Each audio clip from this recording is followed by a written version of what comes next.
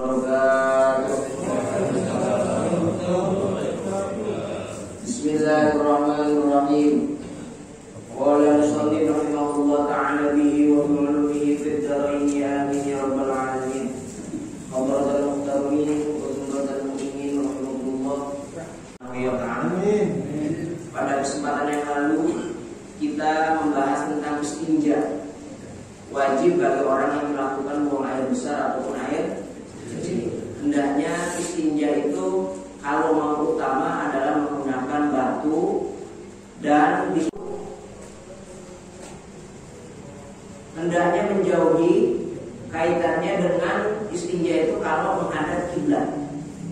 Jadi baik buang air besar ataupun air kecil hendaknya tidak menghadap kiblat. Wa istidbaraha ataupun membelakangi. Kalau mengedepankan menghadap itu berarti badan kita menghadap kiblat. Kalau membelakangi berarti badan kita ada di arah timur, tapi punggung kita ada di arah kiblat. Itu makna daripada istiqbal dan istidbar. Selanjutnya wa yajtanibul baula wal gha'ita fi ma'ir raqidi. Hendaknya bagi orang-orang yang melakukan qadiyul hajat, melakukan buang air kecil ataupun air besar, hendaknya tidak melakukannya di dalam air yang mengalir, air yang diam. Air yang diam. Jadi kalau ada selokan diam mampet gitu atau tidak ada alirannya selanjutnya, maka hendaknya jangan dipakai buat pipis ataupun buang air besar, karena akan menjadi sarang penyakit. Itu anda ya. Wa tahta syajarati wal musmirati, dan tidak buang hajat pada tempat atau seperti pohon yang sedang berbuah. Kalau ada pohon lagi berbuah atau pohon yang berbuah, kalau pohon lagi berbuah dikencingin tewas. Kalau dia habis makan jengkol, jangan ya. Sebenarnya maknanya bukan itu, takut mengganggu ketertiban umum.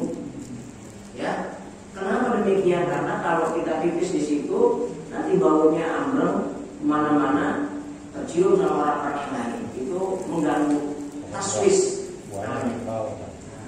Jangankan yang kayak begitu, sholat aja kalau mengganggu orang makruh.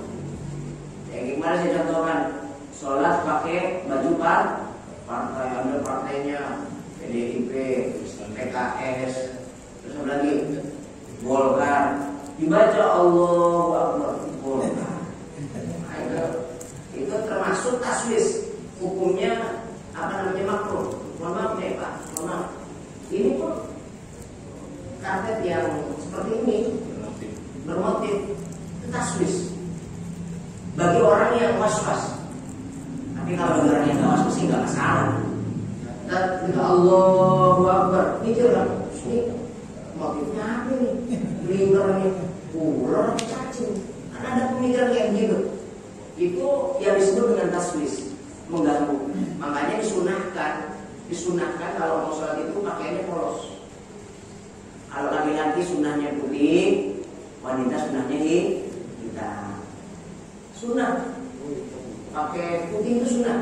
Albin nisful jamil. Kata Rasulullah tuh, baju putih atau pakaian putih itu separohnya keindahan. Jadi kalau bapak kurang pati ganteng, kurang bakat cakep gitu ya, pakaian putih, maka kata Rasulullah nisful jamil, udah dapat sebagiannya, sebagian yang jelek. Jadi itu bukannya apa kalau terusnya. Rasulullah yang ngomong albin nisful jamil, putih itu setengahnya keindahan. Jadi pakaian putih. Saya dulu saya dahulu itu pakai baju sling yang macam-macam, warnanya macam-macam baju. Tapi sekarang saya pensiunnya. Kemarin membaca Cianjur, saya kirim semua. Di luar yang warna putih. Lalu saya pakainya putih aja. Makanya saya pakai baju putih aja. Kata orang-orang, kok bajunya berganti-ganti, masa banyak baju putih saya. Sama kayak Jokowi. Sembarang apa? Satu enggak ada. Jokowi aja berjalan 7 hari bisa lah ganti satu-satu gitu. Kenapa? Karena putih nisful jamil. Rasulullah SAW. Atau mungkin boleh pakai yang satu warna, mungkin putih saja, hitam saja, hijau saja, itu sudah kesunahan. Karena Sayyidina Ali pernah mempraktekkan pakai baju warna hijau kayak gini.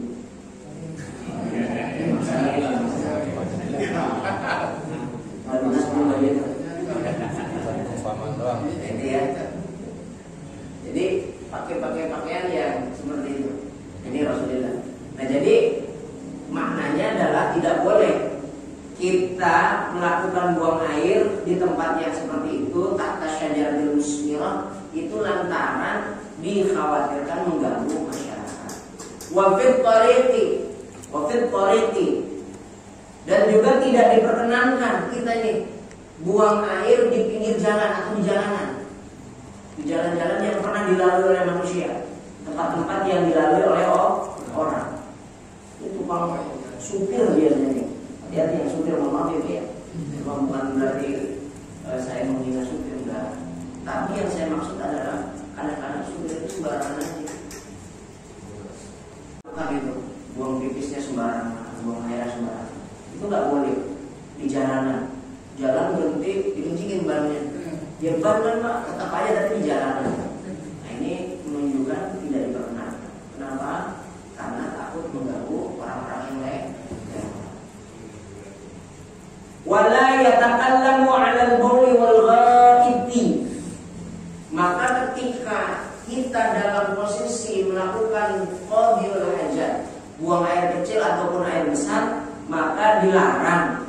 Makruh hukumnya yatakallam 'alal bauli wal ghaiti, berbincang-bincang, berbicara.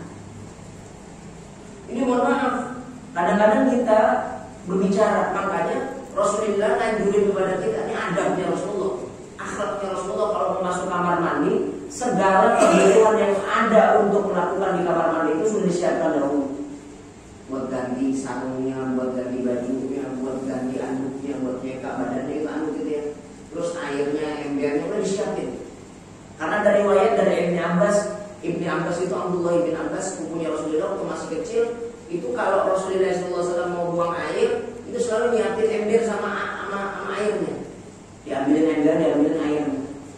Gitu Pak. Jadi mohon maaf nih, kesunahan. Mohon maaf ya. Lalu kasih nih, kamu mau pipis, kasih. Itu Rasulullah begitu dulu. Rasulullah kalau mau buang air, itu yang menyiapkan peralatannya itu bukan Rasulullah sendiri. Walaupun Rasulullah itu bisa gitu loh Pak. Tapi ternyata tidak, Rasulullah SAW yang langsung melakukan itu. Ada orang yang membantu, namanya Ibnu Abbas, Abdullah bin Abbas, sepupunya Rasulullah. Tapi pautan umurnya jauh. Bahkan bapaknya aja, Abbasnya sendiri sama Rasulullah cuma selisih 5 tahun. Jadi Tuan Abbas itu orang paman.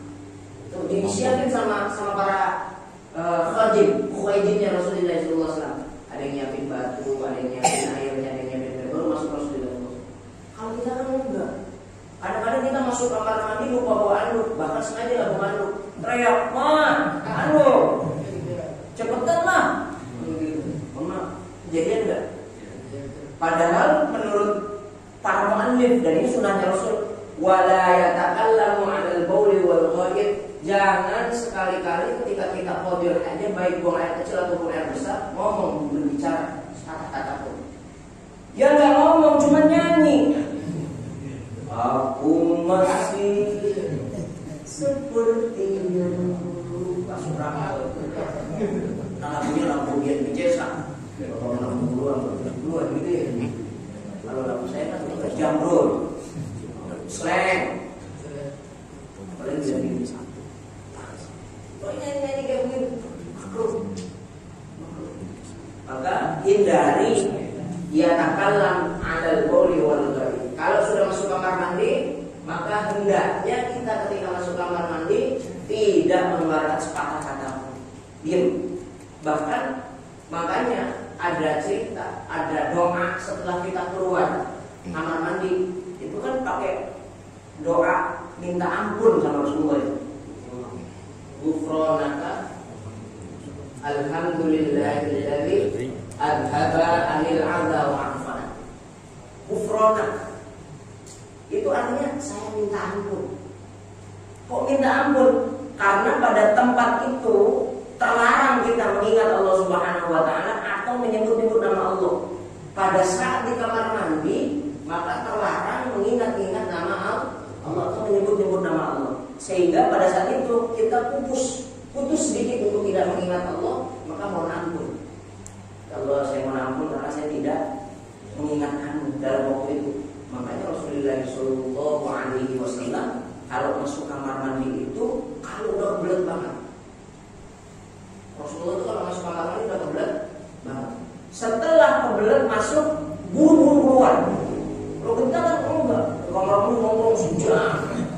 Kalau di kamar mandi modern gitu ya, sambil merokok, tanggung nggak masih 3 rokok. Ada yang pernah orang-orang modern, saya lihat di Eropa itu, bukan ke Eropa saya gitu, saya lihat perilakunya orang Eropa itu, karena mengukur orang itu hidupnya carut-marut atau bersih atau tidak gitu. Itu dilihat kamar mandinya. Orang itu sehat apa sakit dan kamar mandinya. Kalau kamar mandinya bagus, rapi, bersih, berarti orang itu sehat. Kehidupannya bagus, tertata dengan baik. Itu kayak gitu katanya. Oh no, saya juga nggak ngerti. Sehingga orang-orang Eropa itu membangun rumah itu modern banget. Kamar mandinya itu bisa buat selender, tiduran. Seperti riwayat. Jadi mohon maaf nih Pak Salim.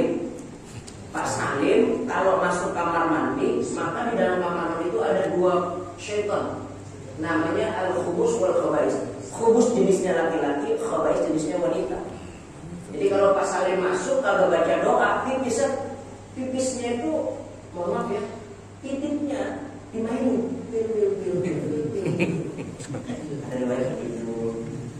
Jadi mohon maaf, dijauhil. Dijauhil apa sih? Ditoel-toel. Berasa enggak? Enggak. Kalau enak kan ya. Cowok ya. Cowok ya enggak. enggak. Kalau enak kan gitu. Toel dijauhil, bil. Masya Allah. Makanya Rasulullah SAW, Allahumma inni a'udzubika minal khubuthi wal khaba'ith. Bahkan karena tempat itu paling tidak nyaman bagi pandangan Rasulullah SAW, maksudnya pakai kaki kiri. Maksudnya kayak gini. Jadi Rasulullah SAW itu kalau yang baik-baik itu mendahulukan yang kanan semua. Nyisir, Rasulullah itu nyisir kanan dulu Pak. Kanan nyisir, kanan baru kiri. Jadi Rasulullah kalau nyisir itu kanan tuh. Kanan sebelah, kiri sebelah. Jadi Rasulullah itu rambutnya itu terbelah 2. Ada riwayat seperti itu. Jadi rambutnya Rasulullah SAW itu belah 2. Itu kayak artis dulu tuh Alwibo. Kan rambutnya terbelah 2 gitu nih. Ini benar. Ini ke kanan sedikit, ke kiri sedikit. Itu rambutnya Rasulullah. Panjangnya tidak melebihi bahu segini berarti. Panjang, tapi tidak melebihi bahu. Jauh lebih bahu. Oh, itu kayak artis silat kan gitu. Panjangnya gitu. Panjangnya segini. Wah, segini aja cukup. Ya, segini. Panjang. Ke kanan atau kiri. Kalau nyisir, Rasulullah kanan dulu. Atau kalau nggak nyisir ke kanan, Rasulullah nyisirnya ke belakang. Di kebelakangin. Kadang-kala Rasulullah SAW punya sisiran yang paling dia sukai. Itu sisirannya orang Yahudi. Memang ya, orang Yahudi itu pernah ditiru sama Rasulullah. Tapi nyisirnya bukan yang lainnya. Nyisirnya. Contohnya apa? Rasulullah SAW kalau nyisir paling senang itu melihat orang Yahudi. Yahudi itu nyisirnya di kebelakangnya, di atas di jambul. Tahu jambul nggak? Begitu bisa. Ada jambul itu. Nah, Rasulullah pernah tuh kayak begitu. Senang kata Rasulullah, ini bagus ini. Makanya dipakai sama Rasulullah. Jangan acak-acakan gitu. Maksudnya jangan nggak rapi gitu ya. Kanan dulu. Pokoknya Rasulullah mendahulukan kanan. Motong kuku juga begitu, kanan dulu Rasulullah SAW. Motong kuku kanan dulu. Pokoknya semuanya Rasulullah kanan dulu. Senangnya kanan. Kanan dulu, ambil yang kanan di dalam motong kuku. Tunjuk kanan, tunjuk kanan, tengah kanan, manis kanan, ini apa namanya? Kelingking kanan. Pindah. Kelingking kiri, manis kiri, tengah kiri, ini apa namanya? Tunjuk kiri, jempol kanan, jempol kiri. Itu cara potong kukunya Rasulullah. Kalau potongnya gitu dapat pahala.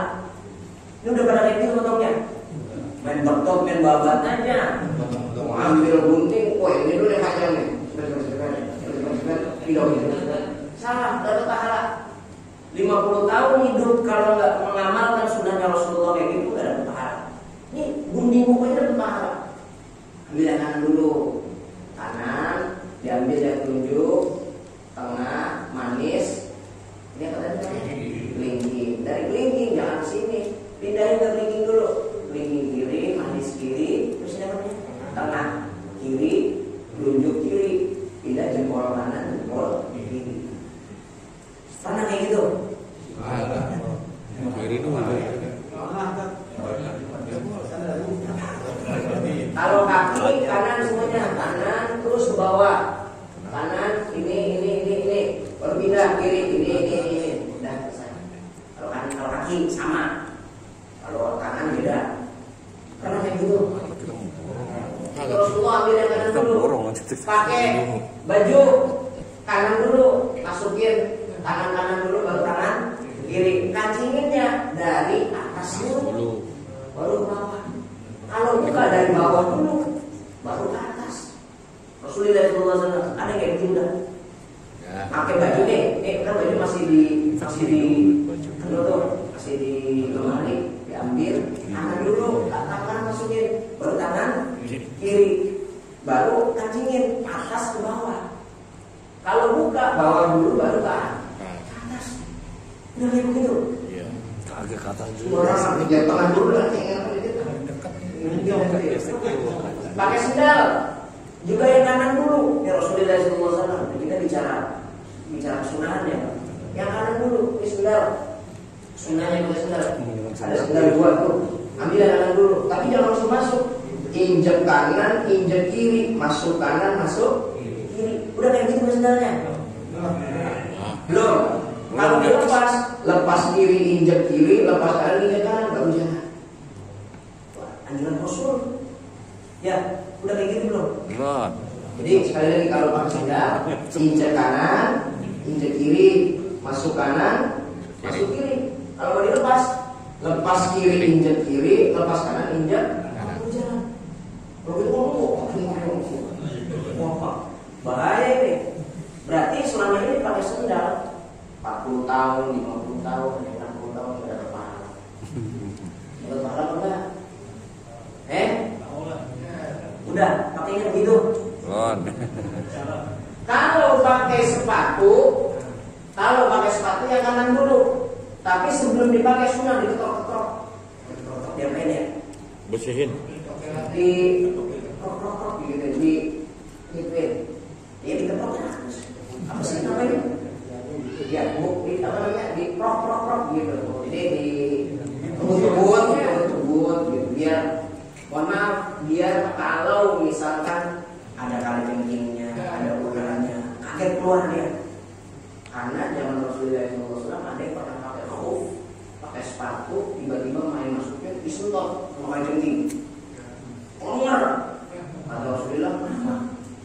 Langsung mau dibunuh. Ketika mau dibunuh sama Allah, udah kamu disentuh sama sendiri. Kemudian dia memang alamnya kalau nyari lubang, giliran dia masuk ke dalam lubang, kita main pakai aja, dia dipatok sama dia. Makanya pada zaman Rasulullah SAW berhijrah bersama Abu Bakar Siddiq. Abu Bakar Siddiq itu kan tahu saat Rasulullah itu di pahanya, Rasulullah itu di pahanya ada lubang, itu lubang ular. Abu Bakar Siddiq tahu, wah ular yang lubang itu. Kalau nggak disumpah bakalan matok Rasulullah.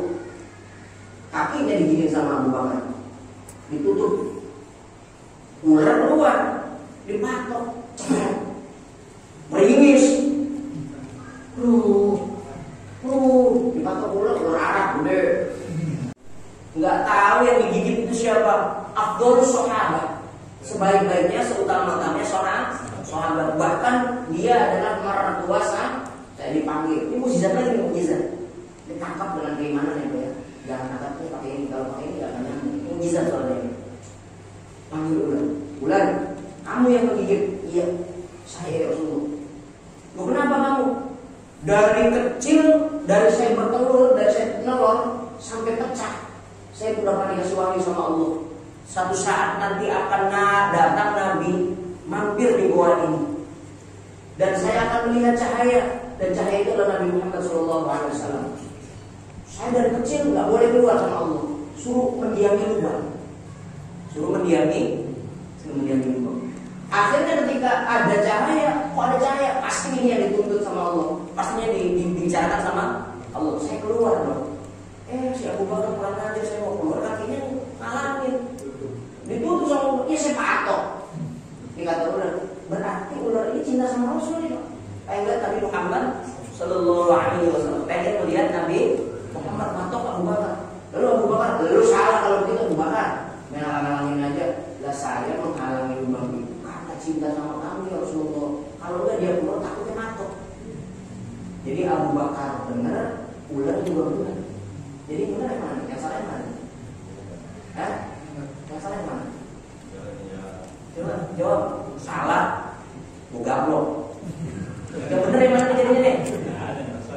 Yang benar kan dua-duanya. Abu Bakar nyumpel lubang karena cinta Rasulullah dari patok. Ular keluar atau Abu Bakar pengen lihat Rasul. Dia cinta Rasul. Berarti yang salah siapa? Rasul udah tidur di situ. Rasul kok tidur di situ? Lah, mau nyari orang. Rasul salahin. Siapa bisa di sini?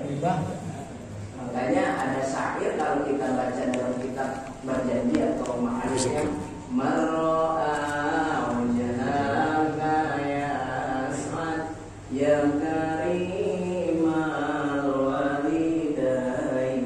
Apa nggak sih ternawannya? Jadi orang-orang atau barang-barang yang pernah melihat Rasulullah SAW dan gembira, maka akan mencintai Rasulullah SAW. Jadi nggak ada yang salah, nggak ada yang salah. Artinya apa? Nanti akhir zaman ada umat Nabi Muhammad SAW kayak gitu, yang kayak ular, kerjaannya ngambil sono, ngambil sini, belok kanan, belok kiri, tapi tetap masuk surga. Kenapa? Karena masih ada cinta sama Rasulullah SAW. Ada orang yang lurus aja, sholat lurus, mandinya bagus, zakatnya bagus, sedekahnya bagus, infaknya bagus, gak pernah makan yang haram, jamaah terus, pol-polan ibadahnya. Karena cinta Rasulullah SAW masuk surga juga. Berarti mendingan ular atau mendingan Abu Bakar? Abu Bakar. Bolong dengan Abu Bakar. Oh jamaahnya bolong. Mendingan mana? Kalau kita posisinya posisi ular. Kadang-kadang salah, kadang-kadang bener kan gitu ya. Kadang-kadang banyak dosanya, apa banyak benernya? Sering jamaahnya apa kagak jamaahnya? Enggak jamaahnya. Sering jamaahnya bener. Wali kok.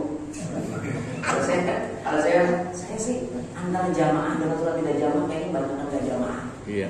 Sehingga saya ini tuh yang kayak ular, tapi tetap mencintai Rasulullah SAW, dapat ganjaran surga. Susah jauh. Ya, ini wala katakan lama ala bauli wal ghaib. Jangan sekali-kali banyak bicara. Jangan banyak ngomong. Jadi kebutuhan kita ketika kita dalam rangka menunaikan hajat kita di kamar mandi, siapa? Dia sabun, dia air, dia batu, dia anduk dan sebagainya. Selanggar. Ini paham ya, Pak? Paham. Selanjutnya yang tidak diperkenankan makruh. Wala yastaqbilu syamsa wal qamara wala yastadbiruhuma. Jangan sekali-kali menghadap matahari atau membelakangi matahari. Jadi kalau membuang air itu di tempat luas ya, Pak ya. Tempat luas, tempat yang tidak ada penghalangnya, jangan menghadap matahari atau membelakangi matahari. Kulo pernah takon, Pak, saya pernah tanya sama guru saya. Ini kok mu'alif aneh-aneh baik. Mu'alif itu pengarang kita, Pak. Kok aneh-aneh aja. Orang menghadap manusia enak tidak ya? Tapi kok yang terlarang itu menghadap matahari atau membelakangi matahari? Ternyata ini ilmu kuno, Pak. Jauh sebelum Nabi Muhammad Sallallahu Alaihi Wasallam terutus. Ada dua ajaran agama yang paling tua. Boleh dicek. Saya baca dalam kitab judulnya Al-Milal wa Nikhl fi Sahih karena Sakharstan. Jadi al-milal menyangkal beberapa kepercayaan dan beberapa agama. Dulu saya kaji sama kiai sempat ketahuan. Sampai ngaji kitab milal kan? Jangan tinggalkan. Nggak boleh karena berkaitan dengan beberapa agama dan beberapa kepercayaan. Ternyata ajaran agama paling tua itu bukan Yahudi, bukan Nasrani, bukan Muslim, bukan Islam.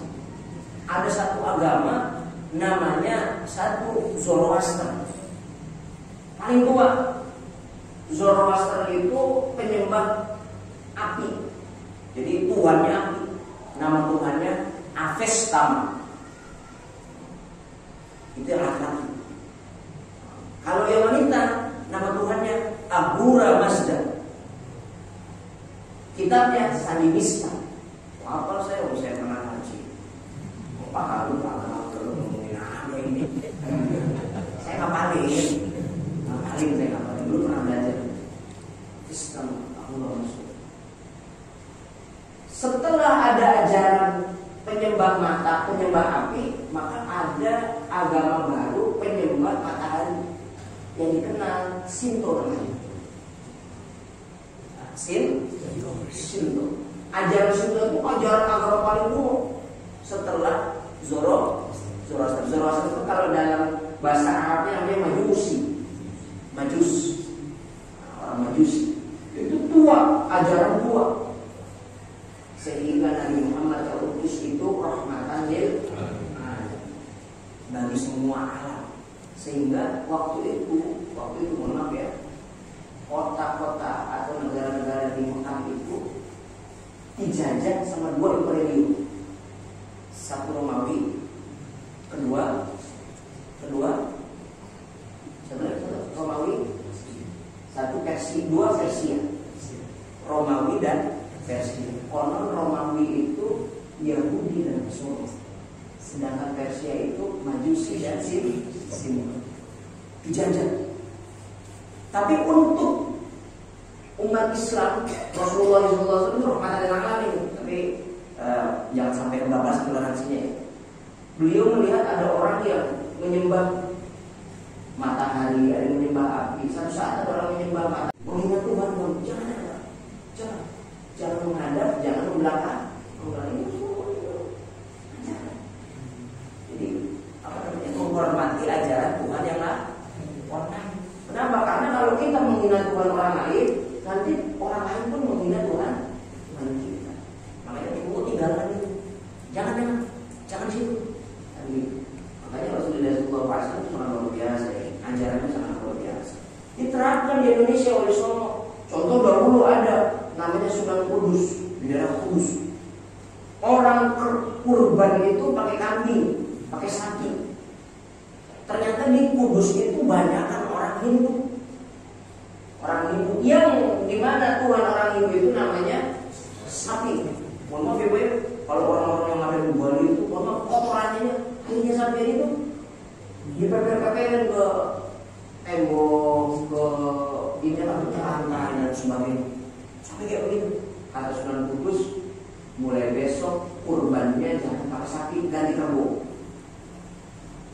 Dia ngomong kayak begini Pak, sampai sekarang orang-orang Kudus boleh dicek kalau kurban nggak pakai sapi, pasti pakai kerbau atau kambing.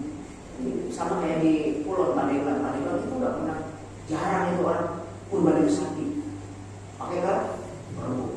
Nah, kalau di Jakarta mah nggak ada larangan. Di Jakarta mah apa jadi imban, sapi imban, kerbau ya imban. Mohon maaf ya, karena orang Jakarta itu nggak punya mental feodal, karena nggak punya raja. Ya orang Betawi dulu nggak punya raja, cuma dua rajanya, Raja Lenong sama Raja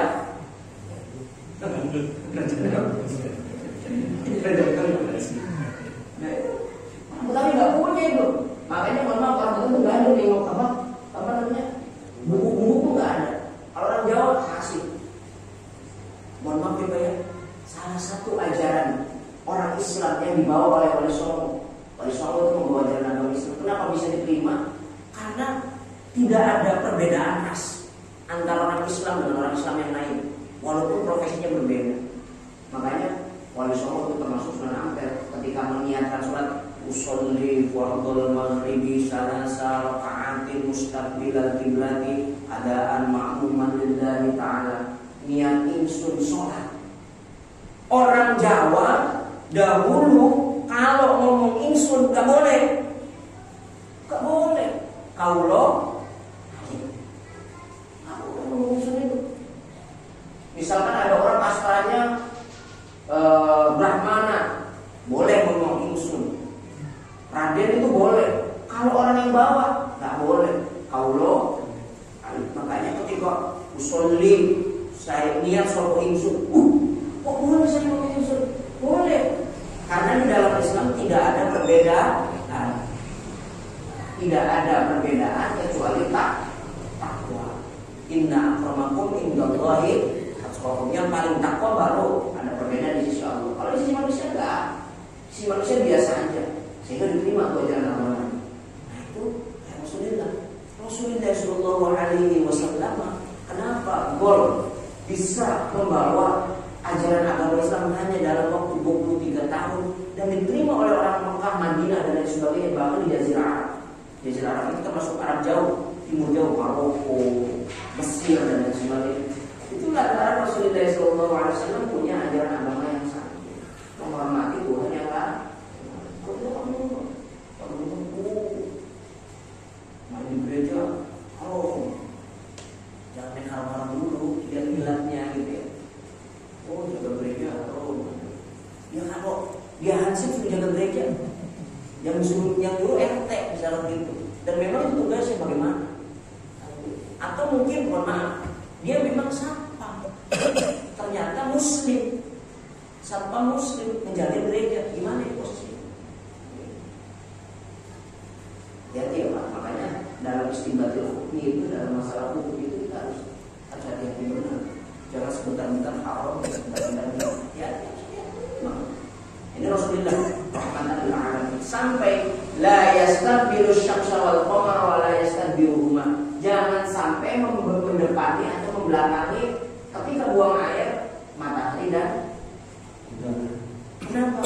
Karena ada orang-orang yang sama sekali tidak senang kalau kita melakukan hal itu. Kenapa? Karena itu dianggap sebagai Tuhan mereka.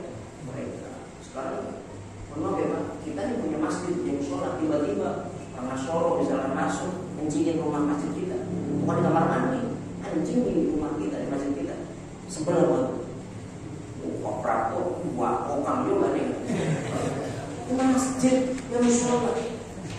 Gitu. Makanya Rasulullah SAW juga sangat wanti-wanti. Ini salah satu ajaran dakwah dari Rasulullah SAW agar kita senantiasa menjaga kerahmatan dan amanah, jangan terkoyak kita dulu ya. Paham nih ya? Jadi kita boleh untuk menghadap matahari atau membelakangi matahari, menghadap bulan atau juga membelakangi rembulan. Itu makruh hukumnya dalam rangka kita membuang hajat. Jadi nggak boleh menghadap kiblat atau membelakanginya. Tidak diperkenankan yang namanya buang air besar dan air kecil itu dalam kondisi di tengah air yang sedang diam, tidak berjalan, tidak mengalir airnya. Terus di bawah pohon yang sedang berbuah. Kalau begitu, kalau pohon yang sedang berbuah boleh dong bosan? Kagak, maksudnya nggak boleh tak buang air di bawah pohon, baik berbuah atau tidak berbuah. Itu paham ya? Wafid tariqi, dan di jalanan nggak boleh. Wala yatakallam 'alal bauli wal ghaib, nggak boleh berbicara saat buang air besar dan air kecil. Yang terakhir, wala yastadbiru syamsa wal qamara wala yastadbiru, tidak boleh menghadap dan membelakangi matahari dan rembulan ketika buang air. Terus menghadapnya kemana dong Pak? Kalau matahari ada di mana? Nyerok. Ya nanti praktekin gitu. Jadi saya prakteknya kayak gimana saya nggak paham ya. Ya masa buang air aja lu praktek sama saya. Bapak waktu matahari mana di sono, jangan membelakangi di bawahnya, di pinggir kan, di mana terserah. Gitu ya. Ini yang saya sampaikan dan saya ingin ada diskusi, silakan. Mengingat Allah itu adalah mengucapkan lafaz-lafaz yang ada pada lafaz Allah di dalam kamar mandi. Misalkan contoh, kalau kita mau berdoa masuk kamar mandi itu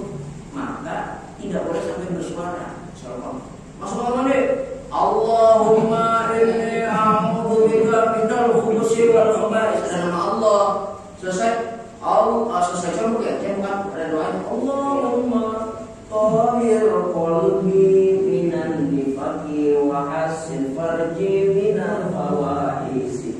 Kenceng. Jadi yang nggak boleh itu maksudnya seperti itu. Tapi kalau misalkan kita berdoa ini pandangan pertama ya, berdasarkan pandangan Imam Syafi'i, maka hendaknya berdoa itu cukup di dalam hati saya.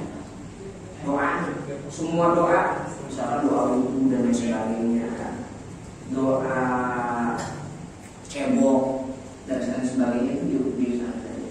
Tapi kalau Imam Malik boleh keluarin suaranya nggak apa-apa, tapi sesuai dengan kadar kita dengar doa. Misalkan itu kan mengalami sendiri tuh, sehingga ketika ada orang yang di samping kita itu nggak dengar dia. Kalau ada orang di samping kita nggak dengar, nah itu namanya adalah ditekankan bagi Imam Malik.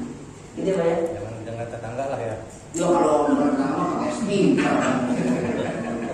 Nah itu seperti itu ya. Ini satu. Yang kedua dari Pak Heri, gunting buku itu ya nggak boleh hari yang lainnya. Gunting buku semuanya hari boleh, tapi di antara 7 hari itu ada yang disuruh sama Rasulullah SAW. Pertama hari Selasa, yang kedua hari Kamis malam Jumat. Asal tuh mulai potongin buku sunnah 2 kali, Selasa sama Kamis. Kamis sore itu udah masuk malam Jumat, ya Pak. Jadi kalau orang Islam itu pergantian harinya itu masih 00:00. Itu kemarin nyalain petasan 00:00 keliru, maghrib maksudnya. Ada. Dan dia kan maghrib Pak. Kalau muslim. Tapi sama sih nggak apa-apa. Kalau jangan pakai peredaran matahari, kalau kita pakai peredaran bulan. Maka peredaran matahari dengan peredaran bulan setiap 100 tahun itu selisihnya 3 tahun. Paham nggak? Jadi kalau matahari 100 tahun, maka akan ada split waktu 3 tahun lah sama orang Masehi, perhitungan Hijriah.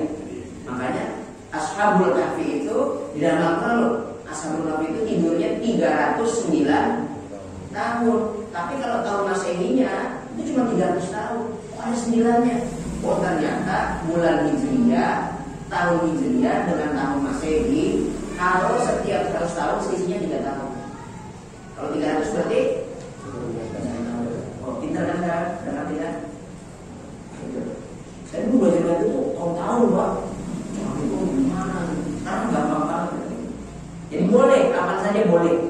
Boleh kapan saja. Yang terlarang gunting kuku bagi wanita itu dalam kondisi haid. Ya. Tak istri nih. Istri kalau lagi haid jangan sekali-kali gunting kuku, jangan sekali-kali pangkas rambut. Kalau udah kandung pangkas rambut, gunting kuku, maka kukunya dikumpulin. Habis dikumpulin, nanti kalau udah selesai haidnya, sudah selesai nifasnya, mandi wajib, mandiin juga yang putus dari bagian badan kita. Nah, sunnah wajib itu dimandiin juga biar suci. Jadi makanya jangan gunting kuku, jangan ngukur rambut. Nah, sunnah lagi nih, kalau gunting kuku seperti tadi kan ya, misalkan seperti tadi, dikubur Pak, kubur, jangan diserak-serak begitu aja, dibuang begitu aja, harusnya dikubur. Ya kalau usah di dalamnya kuburan kuku 2 meter, jangan, sedikit aja sedikit, congkel gitu ya. Masa 2 meter kan kubur orang, ya congkel aja sedikit. Jadi orang-orang tua kita dulu itu orang-orang hebat ya Pak. Maaf ya, orang tua kita itu orang hebat. Kuku kalau orang tua rambut di apa namanya? Dikubur. Gigi bawah copot dibuang. Gigi bawah dicopot dibuang. Itu ada anjuran dari Rasulullah SAW. Orang tua kita dulu tuh jangan makan brutu, tunggir, nggak boleh. Nanti lu ditunggirin sama istri lu, kan gitu ngomongnya. Kan begitu ngomongnya orang tua kita ya. Tapi ternyata itu ajaran Rasulullah paling menghindari makan brutu. Ternyata ketika diteliti, tunggir ayam itu kolesterolnya tingginya luar biasa. Andai kata ada orang yang darah tinggi makan brutu, udah langsung celeng. Ya, jangan tidur di depan pintu, jangan nyapu kalau malam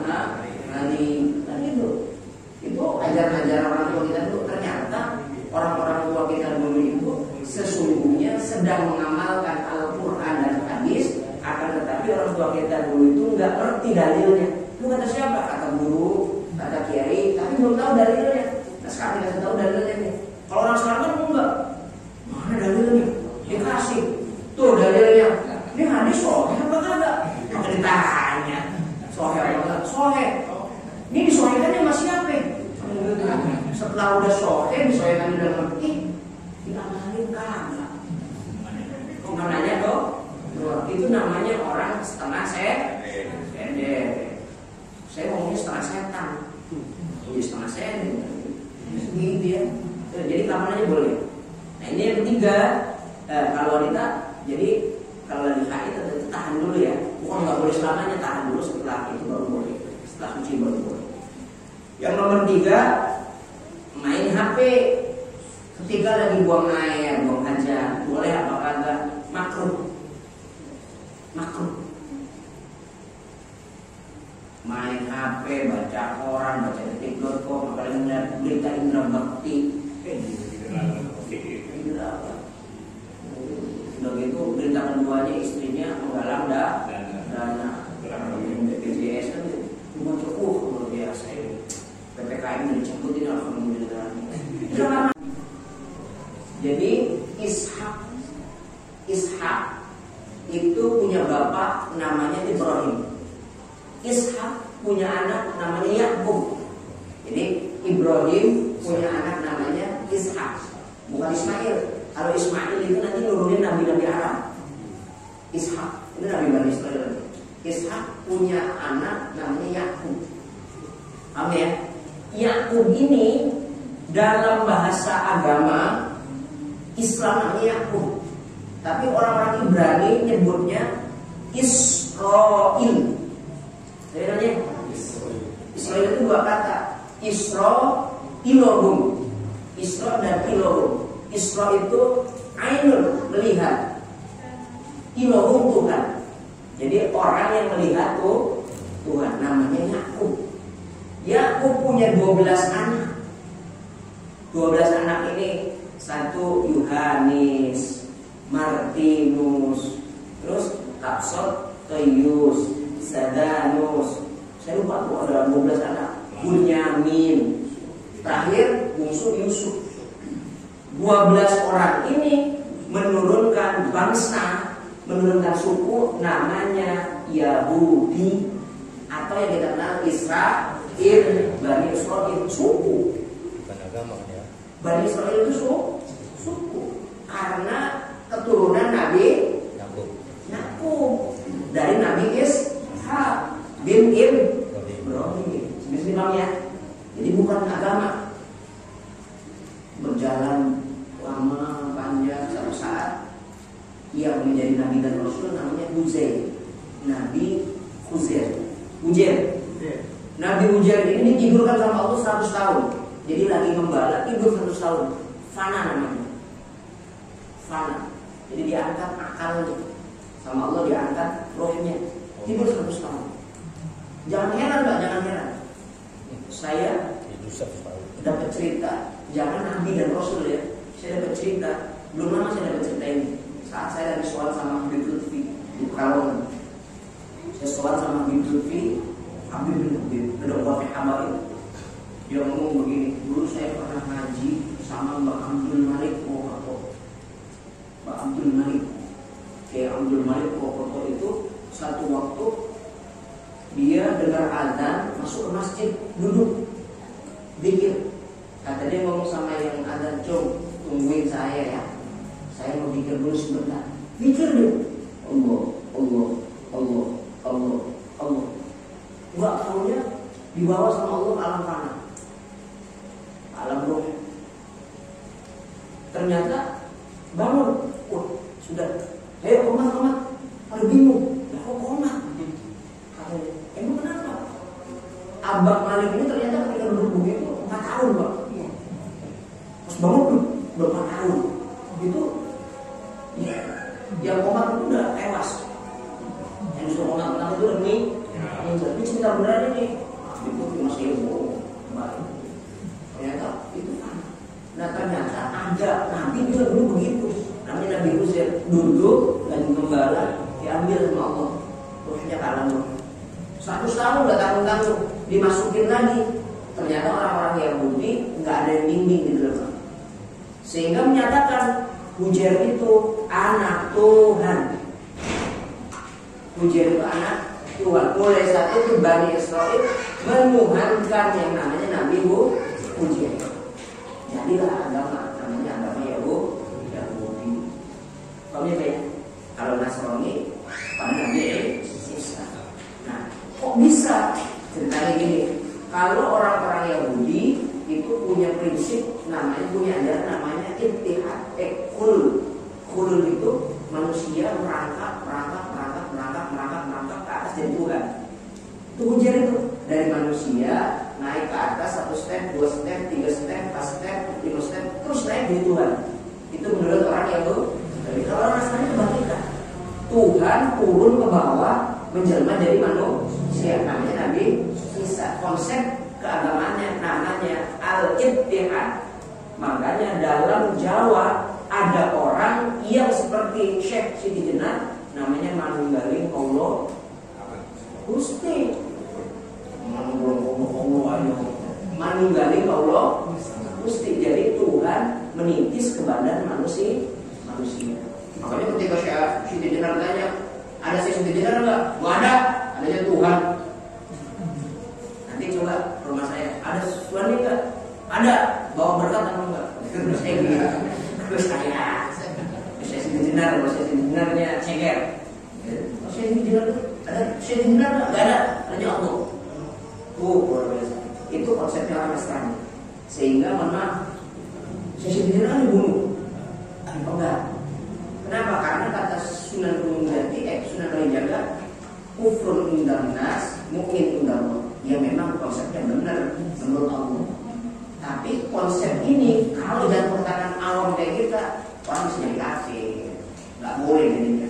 Ada orang yang naik ke atas dari Tuhan dibunuh juga, namanya Abu Yazid Al-Bustami, juga dibunuh juga. Nama artinya konsep manusia bisa berprestasi terus naik menjadi Tuhan. Contohnya siapa itu? Uzair. Paham ini? Jadi Yahudi itu bukan agama. Yahudi itu awalnya adalah bangsa. Bangsa Yahudi yaitu dari Ibrahim, punya anak Ishak, punya anak Yakub. Nanti kapan aku saya ceritain dari mulai Ibrahim.